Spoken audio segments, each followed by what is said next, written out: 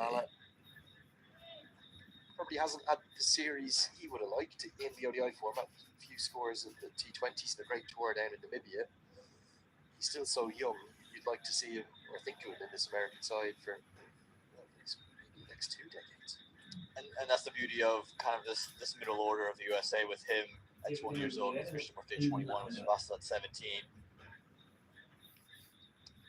You just see the next era of American cricket blooming. But Mukamala has been short on the runs since that T20 series, where he actually came up quite nicely, where he was able to find a 47, then a 68. Since then, it's scores of 0, 11, and 10 to follow. So he's going to want to try to put himself back into the run scoring position.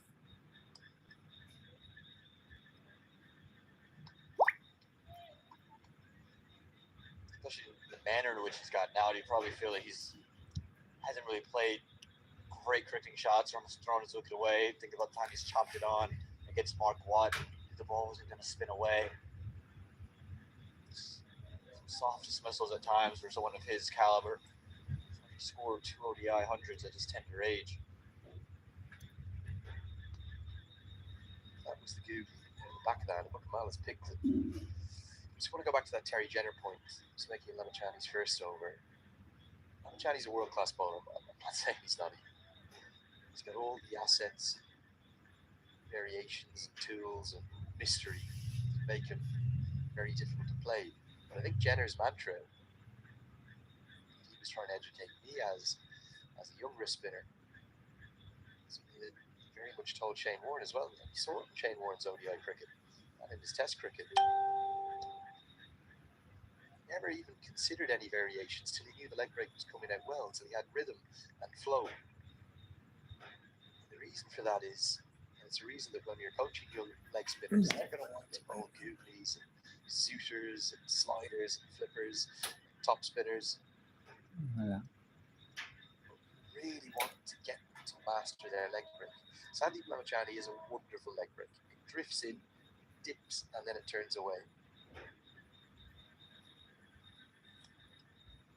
If you were designing the 10 overs of the spell for him, I don't think I'd veer far away from what Terry Jenner told me. Earn the right to bowl your spell. Earn the right to show your variations. Earn the right to show your brilliance. Sometimes for me, he just goes to those variations a bit too early. So it's always good to watch. He's always a wicket-taking threat. And he's got that early wicket. Able to see him get into a rhythm and just whirl away. Maybe bowl 6, 7, 8, 9 overs on the bounce here. Dignitaries in the VIP box up for the sweets. Looking a bit glum because Nepal haven't had the greatest start. But even with that, you sit there as a player in that Nepal sideline or the field, you've taken 2 wickets, and you're just one more into the real inexperienced core of this USA middle order. So you're still in the game. Yes, the USA, you'd still say, are on top of this moment with 71 runs on the board after 14. In these conditions, being sent into bat first, one more wicket can change things. You're just curious when we will see pace again. You reckon that you're going to see probably about 2 more overs apiece from Mala and Lamachani. But when does pace come back in? When do they try to swing it back around? Or who is the man to come in? Is it an Irish Sheikh who brings the pace back? Is Wilson Shah ready to go with the ball? Some Bogami have a resurgence in his second spell.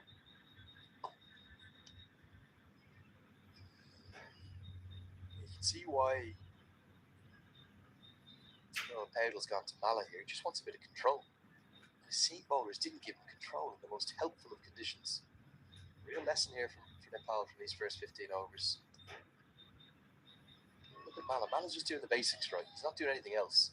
He's saying to Saiteja Mukamala, you want to use your feet down the track, take on some risk, try and hit it over long off or inside out over extra.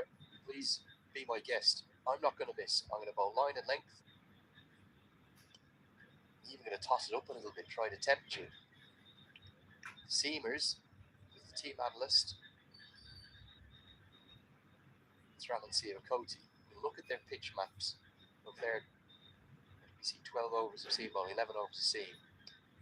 And apart from Karen Casey's efforts at the top, where he looked so threatening, as Malik completes a main. They just weren't good enough. They really weren't. They were all over the place in very helpful conditions. And as a consequence, I think despite losing 2 wickets, USA, they have won that first session. We're going to get to the first drinks break. We're going to take a break here too in the commentary box. And we're going to get to those questions that you might have on social media in the second session. So get them coming in. Use that hashtag CWCL2, or you can message directly at Cricket Badge to me, Andrew Leonard. Tell us where you're watching from, Louise as well. And Aman Patel, my co-commentator, at AP Sports News _. We will get to those questions in the second session. Can Nepal fight back? At the moment, it's almost all USA, 71 for 2.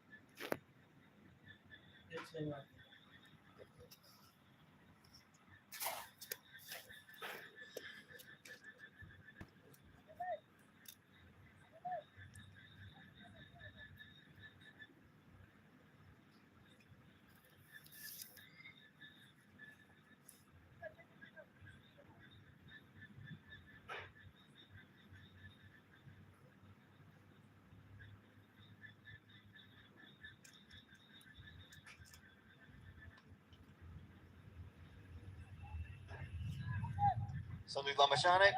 To continue into the second session, we thank you for sticking with us here. This Cricket World Cup League 2. We have between the USA and Nepal. The USA, I have to say, won that first session. Lamashane is now bowling with a slip in place. A lot of credit to Monik Patel. He'll find this one should just be a couple of runs as Kushamala will cut it off. But Monik Patel's played really well. I think he hasn't really played outside of himself. Probably got a rather lucky decision to go in his favor.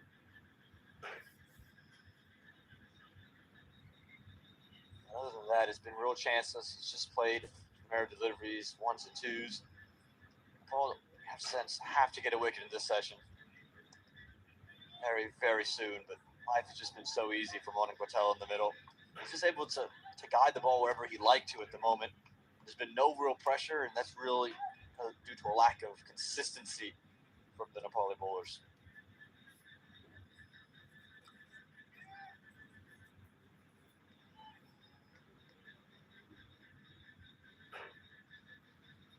Well, for me, Aman, good morning, welcome along everyone. Maybe you're just joining us for the first time. Samachani again goes to the googly, just too easy to pick him off. To the leg side, picks him off for 2. Good running. In fact, it's Mala, picks him off for the couple.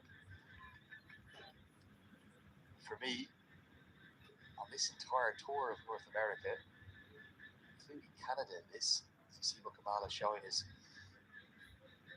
agility and condition to get back for the second. That was one of their worst sessions. You might say, hold on, they've got 2 wickets to the team. They're not going up more than 5 per over. The game's still in the balance. It is still in the balance, yes. It's another googly from Namachani. Mal, I think, is picking him out of the hand quite comfortably. Mal, which Banshee's on as a sub-fielder now.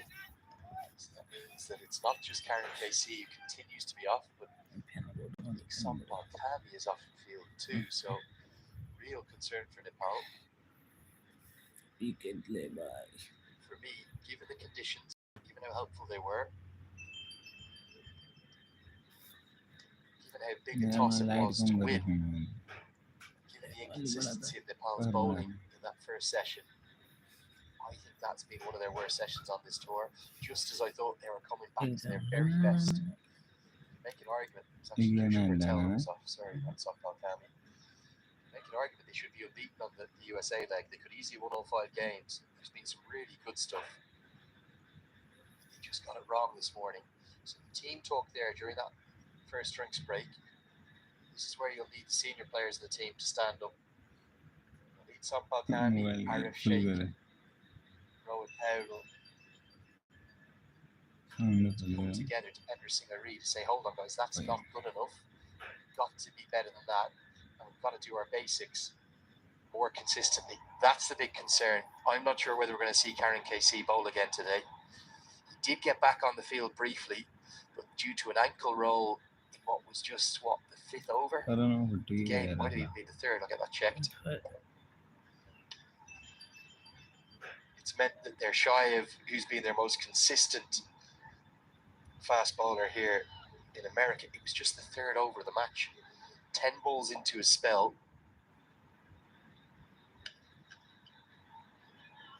And Nepal have real problems here.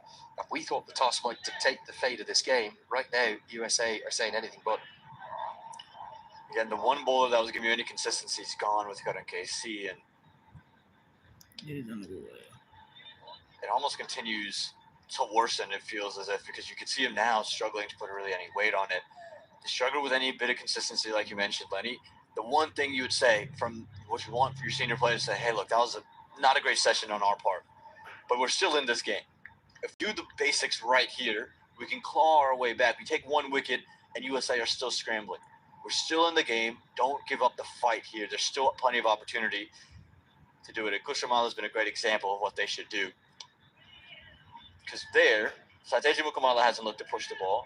Monu Patel hasn't really looked to be expansive. They've just pushed straight down, and if there's one, there might be. But everything else, it's just dot after dot after dot. Well, it's an indictment, isn't it, Aman, that by far the most consistent bowler thus far today, and I'm not talking about the figures, I'm talking about the pitch maps, where they've landed the ball, has been this man. Kushamala is a great young all-rounder. He's still rich with potential. His bowling is probably his slightly weaker skill. He's more of a batter who bowls a bit. He's been the only one who's bowled consistently today. He's doing a real job for his captain here, as you always need to be careful running to Dipender Singh Ari, but that was well to his left. 3 from the over. USA won't mind about that too much for the moment. 81 for 2. Just want to update one thing that I heard about during the drinks break. I want to apologise for this, as I did miss it. Akib Ilyas not dropped from the Oman team at all. He is attending to a family emergency. His I think his mother, unfortunately, is quite ill. So all of our thoughts with Aki Bilias. We're hopefully going to see him in the Nepal Premier League. He has been signed. Wishing him well. And that's the reason for one of the 10 changes, but the other 9 still very dramatic for Oman, particularly the absence of the likes of Shoaib Bayan Khan, Pratik Abdemele, Kashyap Prajapati, Zishan Maksud, 5 long-term, long-standing starters. As Lamachani is going to continue. Back to this game, Aman, who else is going to bowl here if Karen KC can't bowl? They've no shortage of options, as always, Nepal. But where are you going to turn next, I suppose? And how long do you keep this man on for, Sandeep Lamachani? I think this over will depend a lot for Sandeep Lamachani. If he can do this for 6 balls, I reckon you can bring him on for 1 more over. You're thinking about where you go with the ball. Is it Depinder Singh Airi time already? I don't reckon it is. It feels a touch defensive to go there. Already, Arif Sheikh, I would have thought was the man. To be quite frank, I thought he's the man that could easily affect this game in a big way. But he just hasn't been consistent. But if you were to make a change, I think Arif Sheikh's the next man in. Or you can look at a Gulshan Jah, who bowled well until he got hit on the foot with the ball and then started to spray it around. But if Jazz is good, feels good with the foot, I'd probably turn to Gulshan Jah next. I'd give 1 more over to Kusharmala. And then you could then maybe replace Lamachani from this end with Gulshan Jah. Wouldn't be a bad option if he is fully fit. But struggling with the pace bowlers now, just given the injury to Qatar and KC. There's no doubt that Saiteja Mukamala is picking Lamachani. That was the googly. He's picked it. He's worked it to the leg side for 1.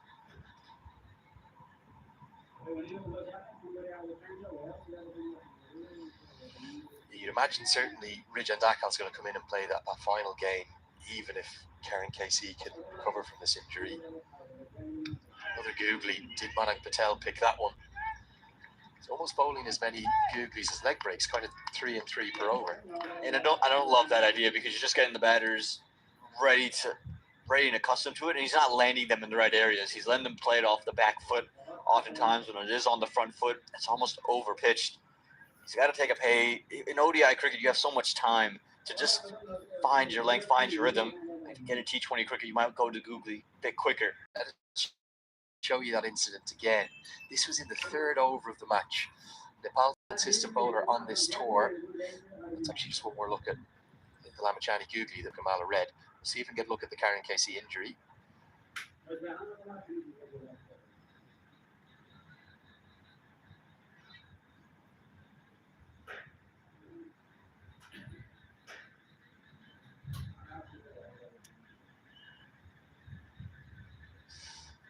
We'll actually bring you that footage after the next over. Kushamala is going to continue. Also no sign of Karen KC right now down in the Nepal team dugout. I would suspect that's because he's getting treatment in the dressing room. Like this field that Mala's got set, he's got a very straight mid-wicket and a very straight extra cover. He's almost kind of like a wide mid-off. No one behind square on the offside bar back at point. Almost trying to goad the batter into doing something different, play an unorthodox stroke, because all the bases down the ground are covered.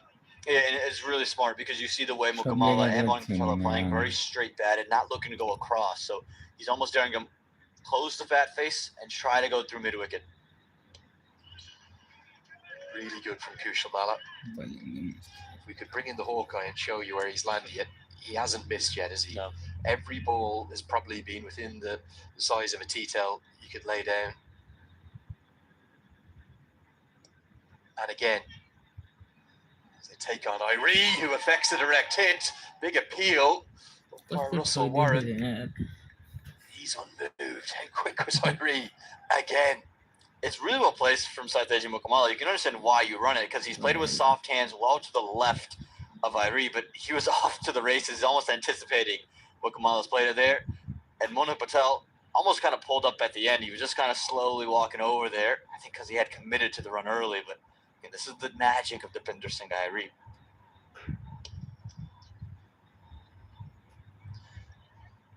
No surprise for me that Kushal Malla, by a distance, is Nepal's most economical bowler. Here is Tapendra Singh Airi. The good thing for Patel is here he set off immediately. He was just a bit lackadaisical at the end, but he was only home by what? Well, maybe 6 or 7 inches. Great work from Airi yet again. So 3 from Malla's 4th over. It is 86 for 2.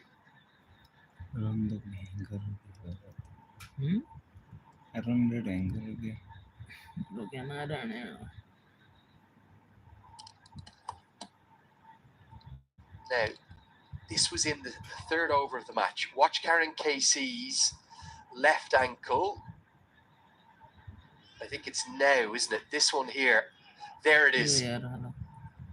So it's an ankle roll. We don't think there's any chance of a fracture or break. He's been back out on the field for 2 overs at one point. But we do think that may mean that he's not going to be able to bowl for the rest of the game. And as a consequence, well, who else could you turn to but the man with one of the most phenomenal wicket-taking records you'll ever see when he does bowl. Doesn't bowl too often. Kushal Bertel, one leg spinner replaces another, very different kind of wrist spinner. And he comes into the attack from the far end of the ground. Did not think we'd see a lot of spin today. We've already seen, well, as much spin as we have seen, pretty much. We might see more of it. Yes. There's a big appeal. It's a delayed appeal. Asif Sheikh was convinced. By Russell Warren, less so. This will make for an interesting replay. Well, it seemed to be only Asif Sheikh at first. Bertel didn't go straight up. It was Sheikh who gloved it and then was straight up. But even Asif Sheikh there at first, slip wasn't quite convinced. Kamala's had issues cutting the ball on this tour, so it's very smart to attack that region of his game right now. Interesting to see if we can get a look.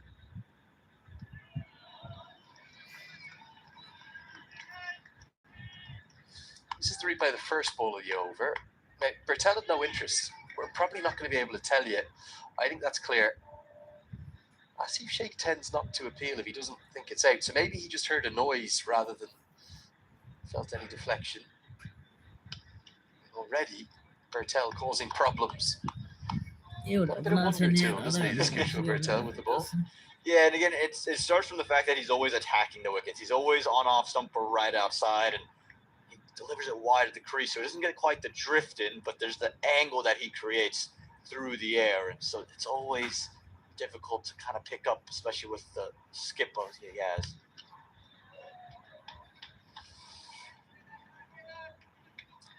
Yeah, I think I was telling you maybe the last game after Nepal's comfortable win over Scotland. This is